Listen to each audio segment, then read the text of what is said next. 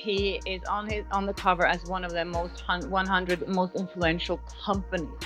Ryan Reynolds and Blake Lively get yet another fake PR award from Time magazine. Ryan Reynolds just exposed himself after allegedly manipulating insider connections to fake his way onto Time magazine's influential lists. And it's not just Ryan Blake. Lively is doing the exact same thing. They're using those fake awards to distract the world from lawsuits, smear campaigns, and the massive backlash crashing down on them. Blake Lively was also one of the 100 most influential people in the world based on the fact that they gave some money to charity 6 years earlier. Like for years, these two were shoved down everyone's throats as the power duo, The Picture. Perfect marriage, everyone's favorite. Relatable celebrities, but guess what the cracks are showing? And they're not just small cracks. This whole PR-built empire is straight up falling apart in front of our eyes, and no amount of staged selfies or sarcastic tweets is going to glue this mess back together. Time magazine exposing deceptively manipulative, and I'm gonna say corrupt media organization. The Time magazine disaster alone exposed how badly these two are clinging to their fake image. You really think people are that dumb that nobody would notice? When a couple that's been surrounded by legal mess scandals and online hate suddenly gets honored like they're world-changing heroes, please, the PR machine is malfunctioning, the covers are peeling off, and now we're all seeing the ugly side of their empire. He is on the cover as one of the 100 most influential companies in the world. And Maximum Effort, which is this company, is being celebrated, and everyone's like, how much did he pay for this cover? I don't know. Blake and Ryan Reynolds didn't just want to be a regular rich couple. No, they wanted to be Hollywood royalty. But newsflash, royalty doesn't come from backdoor deals and fake awards, and it sure as hell doesn't come from manipulating the media. The cracks started to show the second time magazine decided to play along with their little image-fixing operation, and now the whole foundation is crumbling. The fact that he even had to answer it in this forum shows it's impacting his business. So he can keep denying it all he wants, but this Jedi mind trick that they're pulling on all of you, this PR spin, don't accept it. Let's talk about that Time magazine fiasco for a second, because it is peak desperation. Blake Lively somehow made it to the list of Time's 100 most influential people, and when you dig into the reason, it's laughable. They pulled up a dusty, vague donation she made to the NAACP back in 2019. Yeah, 2019. We're supposed to believe that a 6-year-old charitable gesture suddenly makes her one of the most influential people in 2025. Come on, that's not just a stretch, that's Olympic-level gymnastics. Blake Lively got this fake award from Time 100. One of the most influential people of 2025, yeah, because she gave a donation to the NAACP back in 2019. And while everyone was citing Blake's miraculous rise to influential status, Ryan Reynolds just so happened to get his company Maximum Effort listed as one of the most influential companies. To what an insane coincidence, right? Or maybe not. Because when you look deeper, you find the same shady connections that always seem to pop up around these two. I'm sure Ryan Reynolds is making a ton of money from his company. Time magazine isn't just an innocent, credible institution anymore. The guy who owns it now, Mark Benioff, CEO of Salesforce. And surprise, surprise, he's got deep ties too.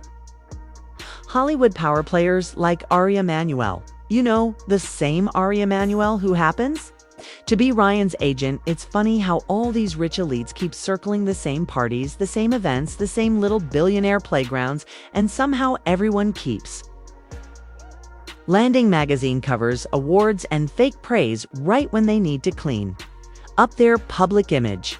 They went to Time magazine and made a whole deal. Not only are you going to get your wife an award, which you guys need right now, and we'll get a civil rights attorney to step up and vouch for her. We're then going to wait a few months, and then we'll promote your business. We're going to put you in the Time 100 companies, so you can then not only get the attention, you can then use all your businesses, which make you all the money. There are actual photos floating around of Mark Benioff and Rahm Emanuel, Ari's brother, cozying up at events, smiling for cameras, networking in plain sight, and you're telling me None of this is connected, please, at this point. Even their most diehard fans are questioning whether these Time magazine honors are actually achievements or just expensive PR makeovers with insider hookups. You can then not only get the attention, you can then use all your businesses, which make you all the money and help show your businesses that you're still valuable. Oh, and we'll also throw in a big gala that you can bring Blake's mom to, and you can talk about how important DV is. It's going to be a perfect fit. What do you guys think? Meanwhile, the fan bases turning social media isn't as easy to manipulate as Ryan probably hoped. The cracks in their perfect couple narrative are wide open now, and the backlash, it's getting louder. People are seeing the stage photo ops for what they really are: desperate distractions from the mess behind the scenes. And speaking of desperate distractions, where the hell did Blake Lively disappeared to after her so-called legal win? You'd think someone as addicted to Instagram as Blake would be throwing herself a party all over social media the minute the lawsuit chaos calmed down, but nope, radio silence, and that's pretty damn suspicious. Remember the last time the lawsuit headlines looked good for her? She was on Instagram within minutes, celebrating, pretending to be the proud defender of victims, making sure everyone knew she was standing up for what's right. But this time, total silence, and people noticed her disappearing act completely contradicts her whole public persona. One minute she's all about being vocal, standing for justice, fighting the good fight. The next minute, she's gone into hiding. The second the narrative stops benefiting her, it's almost like all that activism talk was just another PR stunt. Shocking, right? Legal insiders have been whispering about it to the Van Zandt sham lawsuit. Yeah. The one that's looking more and more like a distraction tactic than actual justice. That whole situation is still spiraling, and Blake's team is working overtime dodging accountability, but her silence isn't making the situation go away. It's making it worse. The internet is ruthless, and the more she tries to avoid the backlash, the louder it gets. The funny thing is, even with all the staged wins and carefully crafted PR moves, their reputation is still in free fall. The fan base isn't buying the perfect image anymore. The public appearances feel forced, awkward, desperate, and the more Blake and Ryan try to cling to their curated Hollywood power couple fantasy, the more obvious it becomes that the empire is held together with duct tape and panic. But honestly, the hypocrisy is the most ridiculous part of all this. They love to parade around as activists when it suits them. Ryan cracks his corny jokes. Blake plays the supportive, outspoken wife. They both plaster on the "we're just good people" act. But when it comes to real accountability, silence, hiding, dodging their selective activism is as fake as those Time magazine awards, and people are finally catching on the empire they built on carefully staged photos, insider connections, and fake accolades is wobbling, and for once, no amount of sarcastic Deadpool humor is going to fix it. The fan base questioning them now isn't just internet trolls, it's people who actually supported them for years, who are waking up to how staged and transactional this whole image really is. And you know what? It's about time they wanted to be Hollywood royalty, the lovable couple everyone envied, but the cracks are exposed. The foundation is crumbling, and the world is watching the downfall play out in real time. No fake awards, no Instagram filters, and definitely no insider favors are going to patch this disaster together. The man has been on a full-blown PR parade, taking subtle but, let's be real, painfully obvious shots at Baldone, while simultaneously painting himself as the ultimate success story. You'd think after all the chaos surrounding his wife and that sham of a lawsuit, he'd have the decency to shut up, but no, Ryan's out here bragging that the controversy has actually helped his brand grow. That's right. This guy is flexing that turning someone else's reputation into roadkill is somehow a genius business move. Reynolds had a dig at Justin Baldoni. Again, this is what he does. So Page 6 was reporting on it, saying that Ryan Reynolds makes thinly veiled dig at Justin Baldoni as Blake Lively legal battle takes unexpected turn. And it doesn't stop there. Ryan, standing on every available platform, swearing that accountability and integrity are the foundation of how he operates. Integrity from the same Man who's closing comment sections faster than you can say damage control. Spare us. If accountability means hiding from your own audience because they're calling you out, then yeah, maybe. Ryan's got a new definition of the word we haven't heard before. You see, it's a carefully crafted pit. Strategy: 1 minute he's selling himself as this vulnerable, misunderstood, relatable millionaire who just wants to make people laugh. The next, he's smugly dunking on Baldoni and acting like he's completely unbothered by public opinion, but his actions tell a different story. You don't. Scramble to shut down your own social media conversations unless you're panicking behind the scenes. You don't build an entire fake PR empire by off-media attention and hide behind integrity while publicly humiliating someone else, unless you're desperate to keep the spotlight fixed on your carefully curated image. Ryan can spin all the inspirational TED Talk sound bites he wants, but the truth is glaring every time. He claims to rise above the drama. His next move is laced with backhanded insults disguised as charming wit. The hypocrisy practically oozes out of every interview. And honestly, the only person he's fooling at this point is himself. But here's where it gets even juicier.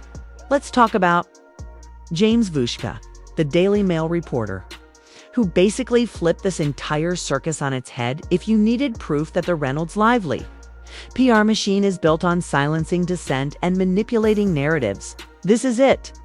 Vushka started off doing exactly what Blake's team wanted. He filed a sworn statement downplaying Blake's alleged smear campaign against Baldoni, helping them push their version of events. Classic Hollywood. It's a cleanup job, right? But guess what? Turns out he was pressured into it, and unlike Ryan, who apparently thinks hiding behind charm is the solution to everything, Vushka decided to blow the whole thing wide open after realizing he'd been railroaded into protecting Blake's narrative. Vushka fired the Daily Mail's in-house lawyers, the same legal team tied to one of the most notorious tabloid empires out there, and brought in Mark Jaros. Now, Geragos isn't exactly the kind of attorney you hire unless you're ready to take on some very powerful people. The fact that Vushka ditched corporate-backed lawyers for one of Hollywood's biggest legal sharks says everything about how real this mess is. The whistleblower status Vushka secured, that's not just some dramatic headline, it's a giant red flag waving over the Reynolds' lively PR operation. It shows just how far Blake's camp allegedly went to protect their image, from manipulating media coverage to pressuring insiders into keeping quiet. But the cracks are too wide now. Insiders like Vushka are breaking ranks, exposing the carefully hidden rot behind the couple's shiny facade. And let's be honest, this whole media manipulation game, it's not just Blake's mess, it's Ryan's too. The man has built an entire empire on calculated charm, playing the lovable goofball while ruthlessly steering the narrative to protect himself and his wife. But the VOK whistleblower bombshell shows that even the slickest PR games can't keep the truth buried forever. Ryan's been walking around with this ridiculous People-pleaser badge, selling himself as the harmless, sarcastic guy next door. But behind that relatable act is one of the most calculated corporate manipulators in Hollywood. It's honestly wild how he's managed to convince so many people that he's just a regular guy, cracking jokes, raising his kids, occasionally saving the world in a Deadpool suit. Meanwhile, every move he makes is dripping with control tactics. You'd think for someone so obsessed with appearing relatable, Ryan might be able to stick to one version of the truth. But nope, his contradictions are everywhere. 1 minute, he's proudly admitting he craves public approval, like being liked is his entire identity. The next, he's standing in front of reporters claiming he doesn't care what anyone thinks, as if the thousands of people roasting him online don't exist. His Time magazine interview was the biggest red flag of them all. The man practically begged for validation, spinning an entire fairy tale about how integrity and togetherness fuel everything he does. Meanwhile, he's orchestrating smear campaigns, manipulating media coverage, and shutting down dissenting voices left and right. But hey, at least he did it with a smirk and a joke, right? That's supposed to make it charming. Then there's the whole REX MFC feel good story he won't shut up about if I have to hear one more time about how buying a struggling football club somehow proves he's humble and grounded. I might lose it. Wrexham isn't about community to Ryan. It's another PR weapon, another carefully staged narrative designed to polish his image and distract from the manipulative chaos behind the scenes. He wants to be seen as the scrappy underdog. It's a nice guy who never lost touch with his roots, but the reality, he's a corporate powerhouse wrapped in a carefully manufactured personality, using every trick in the book to dodge accountability and keep the public eating out of his hand. Let's not forget how calculated this charm offensive really is. It's not organic, it's not authentic, it's a business strategy. Ryan's entire persona is a PR product designed to maximize profits and minimize criticism. That's why he weaponizes his so-called relatability to distract from the fact that he and Blake have been manipulating narratives, silencing insiders and steamrolling anyone who threatens their empire. Behind the jokes, the staged social media posts, and the fake humility is a guy who can't let go of control for 5 seconds. His every move is choreographed, his every word chosen to craft the illusion of sincerity, but the facade is cracking. Insiders are speaking up. Fans are seeing through the BS, and Ryan